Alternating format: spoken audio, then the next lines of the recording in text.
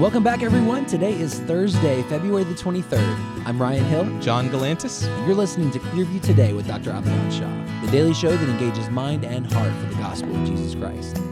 You can find us online at clearviewtodayshow.com, or if you have a question for Dr. Shah or suggestion for a future episode, send us a text at 252-582-5028, or you can email us at contact@clearviewtodayshow.com. That's right, and you guys can help us keep this conversation going by liking this podcast. You can share it online with your friends. You can leave us a couple of good reviews on iTunes, Amazon, Spotify, anywhere you get your podcasting content from. And we're going to leave a link in the description so you can go leave those reviews for us. We love reading them every single day. That's right.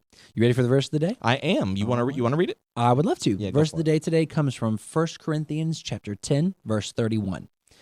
So whether you eat or drink or whatever you do it all for the glory of God. Yeah. To me, that's the bottom line. Like, are you honoring God? Is what I'm doing here in this life honoring God? And we're so quick to argue or just obsess over all these little things that we think are important. Yeah.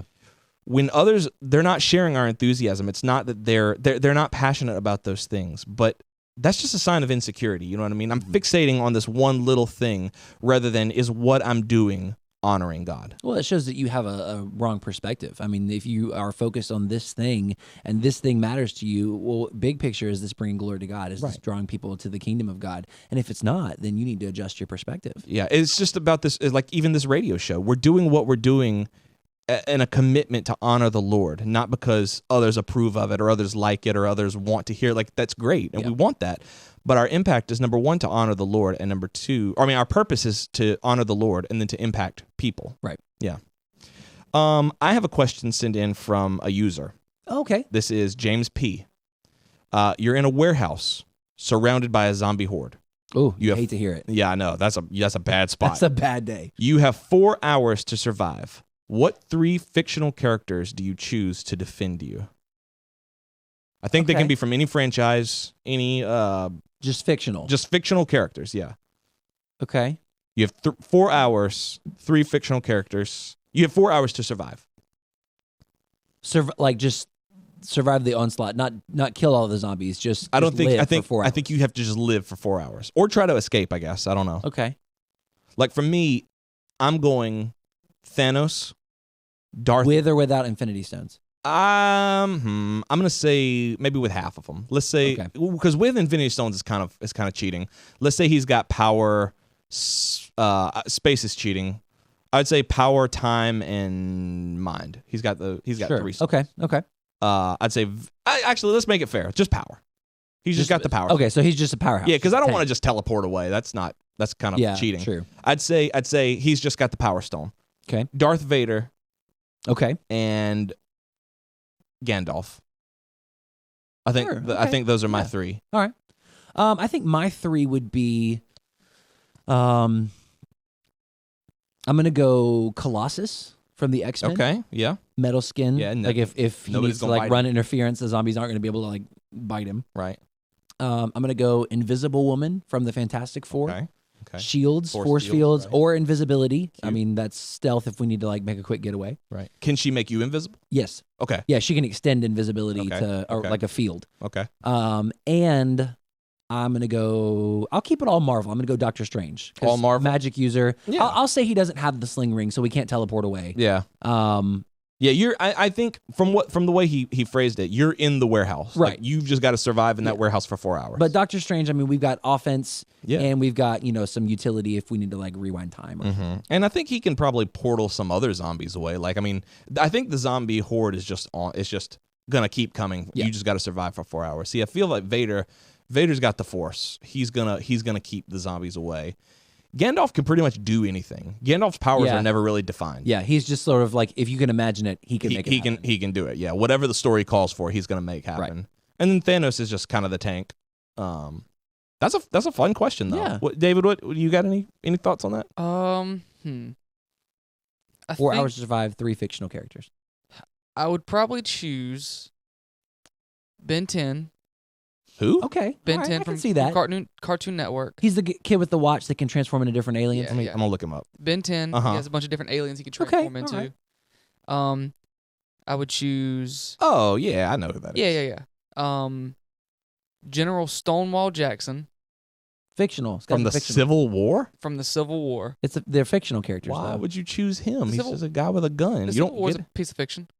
What? No, it's not. What? And Stonewall Jackson. The mailbox from Blue's Clues. You ain't taking this serious. Somebody sent us a question in, and you're playing a clown. I just hear. I was thinking like, and David's like, we just got a letter. So what was the first one? Ben 10. Ben 10. A somewhat serious answer. Right. Stonewall Jackson, who did in fact exist, is Right. not fictional. And also is just a person. He's just a guy with a gun. Got shot off his horse. Yeah. And then the mailbox from Blue's Clues. I'll change Stonewall Jackson. All right. Yeah, because he's not. You're breaking the rules of the game. Okay, all right. okay. Give us a third fictional one in addition to the mailbox and Ben 10. How about Uncle Ben? Start the episode. I'm done. This kid. You disrespected James my P. He sent us a gosh. question, and you show him disrespect. Oh man, I'd like to know what you guys would answer that question. Send in your 3 fictional heroes that you would choose to protect you if there's a zombie horde and you got to survive. Hopefully, they're better than Uncle Ben in the mailbox from Blue's The guy Clues. who's Uncle Ben, the guy who's famous for being shot and dying before the movie even starts. Oh man, we've got a great episode planned for you guys today. We're gonna get Dr. Shah in just a minute, but if you have any questions or suggestions for new episodes, I'm still thrown by that answer. I want Ronald McDonald on my team. I want the Hamburglar. Give me the minions from Despicable Me, please. Send us a text to 252-582-5028 or visit us online at clearviewtodayshow.com. We'll be right back. Hey everyone, my name's Ellie, And I'm David. and we want to take a minute and let you know how we can actually serve you as you're listening to Clearview Today. The Bible paints an extraordinary picture of who we are as a church body. The mission of Clearview Church is to lead all people into a life-changing, ever-growing relationship with Jesus Christ. A huge part of leading people is praying for them. A big reason that Christians have unanswered prayers in their life is because they're not praying. You know, 1 John 5:15 says, "And if we know that he hears us, whatever we ask, we know that we have the petitions that we have asked of him." If you're listening to the Clearview Today show, we want to know how we can pray for you as well. There's a number of ways that you can get in touch with us at Clearview and share your prayer request, but the best way is by texting us at 252-582-5028. You can also send us an email at prayer@clearviewbc.org, or you can download the Clearview app on iTunes or Google Play.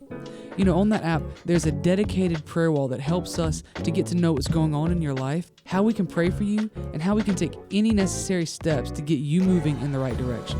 Thanks for listening. Now let's get back to the show.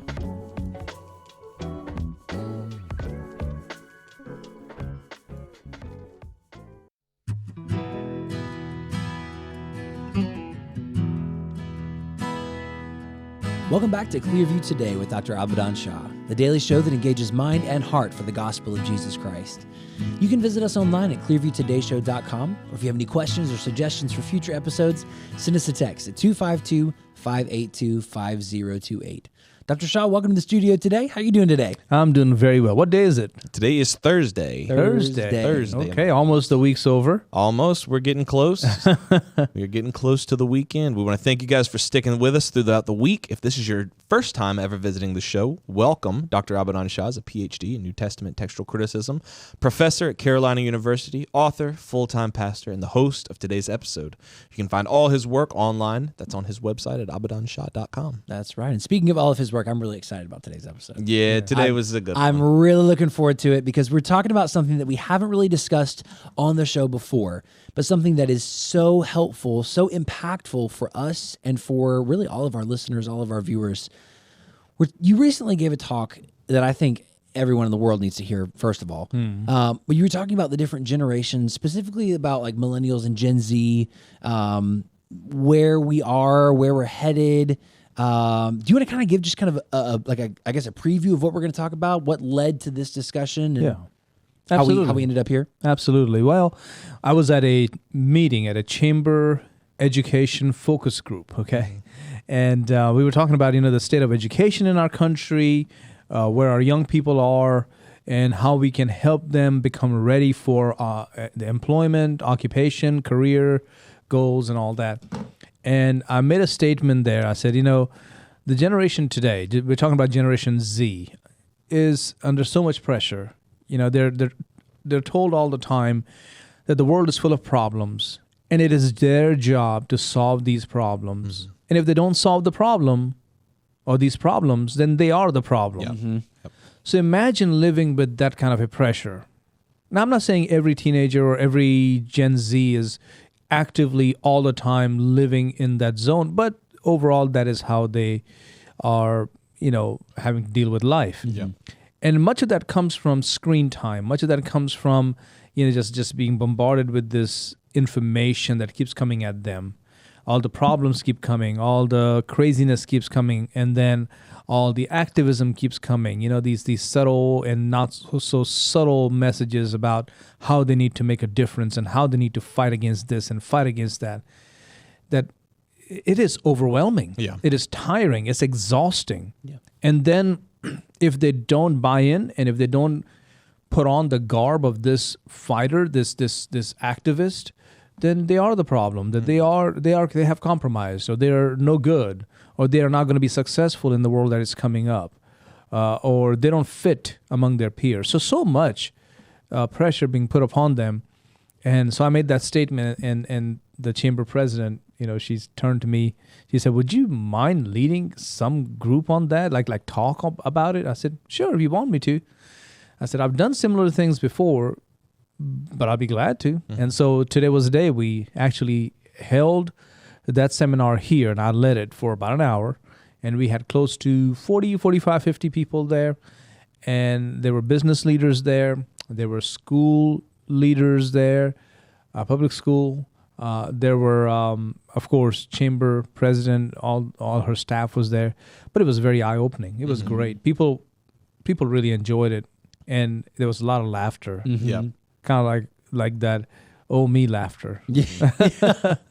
That's a great way to put that. There was a lot of, people kind of elbowing, like, yeah, I know, I've seen that in that person, or I've seen that in that person, but there was even more like, yeah, I see that in myself. I recognize those qualities. That's a good sign too when you're talking about something and people start laughing and they know that what you're saying is true. There's just almost immediate buy-in. That people are like, I completely see where you're coming from, and I can see myself in what you're saying. Right. I feel like that's one of the most surefire ways to know that like what you're saying is making an impact in these people's Now, I've hearts and always been minds. interested in this generation theory knowledge, always have been, and I always felt like there's a divide. Now, right now in America, we have been pitted against each other on so many levels, right? Ethnic levels, financial levels, but also cultural levels, and I'm talking about specifically generational levels. We've been pitted against each other where, the older generation is stuck in their ways, and the younger generation does, they're lazy, and so how can we resolve at least that battle? And so in this seminar, I was able to help educate people. I guess that's the best way to say it. Educate them into starting to look at people differently. Okay. Now, as a believer, my first lens is the gospel. Second lens, I believe, would be, where are they when it comes to their generation? Where are they? Because it really helps you understand where that person is and meet them where they are. Yeah. Well, a lot of times you see people, and maybe we've experienced this ourselves, where people are from a different generation, either older than you or younger than you, and there seems to be this error in communication that like you're saying something and they're saying something, but it's like the messages aren't even. It's not the wires are getting crossed. Wires aren't ever getting connected. Like we're just talking around each other, and I think you brought that out in your talk, how our generation that we're a part of shapes the way that we see things. It shapes the way that we approach the world. It shapes the way that we see different current events. It shapes the way that we see people from other generations. Right. I mean, as someone said, people are more like their peers than their parents. I don't like that. Yeah. But it's true. So how can we help them, of course, not be odd and be like their peers, but at the same time be different. Think for yourself and think biblically and think maturely. Yes, live in the zone, live in the in your culture. You don't have to talk like. I mean, what are we going to talk like? The Puritans? I mean, who are we going to go back to? People from the Roaring 20s or the 60s? Yeah, peace, man. I mean, no, we're not going to do that. I don't know, the Gen Xers, like cool beans. Yeah, this is the bomb.com. Yeah, no, we're not going to talk like that. It's odd. Yeah. So yes, of course you can dress, talk, and act like your generation, but think outside, think different. And how can we help people do that? That was sort of the goal of this seminar. Yes. Well, I think a lot of people just stop at, like you said, like communication. Like, how do I communicate with the younger generation? But I think your focus goes beyond that, just communicating. It's how do we start to think alike? Yeah. How can we start to move productively in the right direction as a society, as a culture, as a people? And how do we not pull against each other? Yeah. And that's the key. Yeah. And to do that, you have to respect each generation. You cannot talk down to them. I never do that. If you notice, you know, I will knock down sometimes the certain behaviors that are not very productive, helpful, Right. from a culture, from a generation. I'll make fun of it. I'll be like, that's so dumb when people say that or do that, or that age level does it. Like, what does that mean? So yeah, we can call them out, but there are people who just hate. They hate older people or they hate younger people. And I hope we never get there, because that's a caricature. Yeah. That's not really the person behind there. Yeah. And why not take the time to come to know them instead of drawing caricatures? That's right. You know what a caricature is? It's simply an exaggeration of a certain feature. That's a caricature. And I don't want to just have a caricature. Yeah, because we get exposed to it so much that we start to think that actually is what represents. Like, imagine if that's all we had. You know those like drawings, those Yes, caricatures. caricatures. That we get? Yeah. Like, imagine if like the human race is wiped out and that's all that existed anymore. That's what people Massive are gonna think. noses, Yeah. big ears. They're gonna be like, oh, that's what enormous forehead. people must have looked like. Yeah. But of course, we know that's not. Yeah, what that's people not how people look like. Yeah. Yeah. But that's what the artist does, just to, you know, pronounce or, you know, emphasize this one particular thing. So you go, it's like, yeah, it looks like me. Good grief, look at my ears. Yeah. Well, my ears are a little, you know, spread out, but Yeah. But anyways, I rather help people come to know each other, respect each other, help each other, and even have convictions enough to say, hey, I know that's your thing, but that's not going to work here in a workplace or in a church setting or in a family. Yes, we can give and take. We can meet in the middle. But here in this area, this is a non-negotiable. Right. We have to work on this. For example, for our church, non-negotiable is, you know, our allegiance to the Word of God and to the gospel of Jesus Christ. That's a non-negotiable. Right. Word of God, the gospel of Jesus Christ. Other things we can work with. Yeah, we can work with that. Yeah. Well, it's like I think we talked about this at lunch. You know, members of every generation have to be able to see the flaws that, like, every generation is going to have pros and every generation is going to have cons. But I think what people tend to do is they'll say, okay, so here's the pros of my generation, here's the cons of my generation. That's just what it is. So let's learn to accept those cons and live with it. But you don't have to accept them. You can overcome them. Yeah, exactly. And they have really made a difference in our culture, especially in the business world. So if you were there this morning, we talked about the meaning of work in 2021. This is a great article that Sarah Korolovich posted and researched and posted. Phenomenal job. I mean, they researched thousands of people from different age backgrounds, and it's from Good Hire. Okay, and in this article, they researched, I believe, 4,000 full-time American workers to figure out where are they. And I want to go over some of those stats. Is that okay to do that? Please. It's a lot, but I hope our listeners and our viewers will benefit from this. So, this article came out in 2021, towards the end of 2021, coming out of, or sort of at the tail end of the pandemic. There's so much burden that fell upon businesses and employees all across the country. So people have lost their jobs. People are looking for a new job. Employees are looking for someone to work and all that stuff.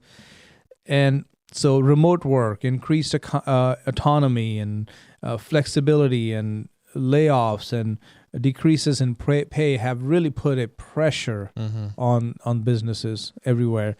And so when they did this research, when Sarah Korolovich did her research, she found that 48% of all people surveyed, baby boomers all the way to Gen Z, said that they were very happy at work. 48%. And then when you go a little step further, which generation is happiest? It's the millennials. All right. So just for the benefit of those who are millennials, we're talking about from 81 to 2000. Okay. Now, just keep in mind, and I'm going to come to this later on, okay? The 80s millennials are different than the 90s millennials. In fact, you call them Generation Y if you're in the 80s, and Generation IY if you are in the 90s. They're two different groups, okay? And we'll look at their characteristics. But anyways, 57% of millennials were happy at work compared to 52% of Gen X's. And then came the boomers and Gen Z. Wow. You know, they don't get along, right? I don't like those people. They're like my parents. Or, I don't like these kids right here. And I'm telling you, I'm sick and tired of them, their music. And well, you're about the same when it comes to happiness at work. Wow, really? Neither of y'all enjoy it. That's surprising to me because Yeah, I would think boomers would enjoy work more. yeah, for They'd some find reason more I have value in that I have that idea in my head that that people in that generation, boomers, would just be like, work is it. Like, I love to be at work. Wait. Here's where it gets interesting. Which generation hates work most? Gen Z, okay? 22%. Which generation is next? Boomers? Boomers. See, I wouldn't expect that. Yeah, that's surprising. I would to me. not expect that. I really would think that they're like the workforce. They're this generation won't work. We love work. We love to be at work. We love to produce. I understand it I don't get that. with Gen Z because that's kind of the caricature that's out Yeah. there. Like, I don't want to work Like at all. right, Like, the snotty teenager that won't do anything. Yeah. but that surprises me about boomers. Yeah. And I guess here's something I didn't bring up in the seminar this morning, but what makes them hate work? Baby boomers, not enough pay. Really? I need a raise. What makes the Gen X, millennials, and Gen Z hate work? I don't like my boss. Really? Wow. Well, So y'all better like me. I like it. absolutely. So I mean, it is a lot of pressure on the boss and say, hey, how can we do better so that it'll be better for them? So that's what's happening there. Does age really influence meaning and purpose at work? Percentage of American workers who find great meaning and purpose at work. Who would you think it are? Great meaning and Great purpose at meaning, work. purpose. Is it boomers, Gen X's, millennials, Gen Z? I would say I would say- boomers, but they're not doing too hot right now. Yeah, so I'm gonna I say would think millennials. Millennials love their work. Yeah. They find meaning and purpose. Hey, you know what? I think my work means something. I'm changing the world for the Yeah. better. Yeah, I see myself in I'm a that for hero. sure. I have said those exact words Yeah, me many too. times. Me too. John and I are the millennials around the table. Yeah. They're like, yeah, we're making a difference. Yeah. Yeah. So who's next? Gen X's, which is my generation. Who comes next? The boomers. We're making a difference. Now get out of my way. Get off my lawn.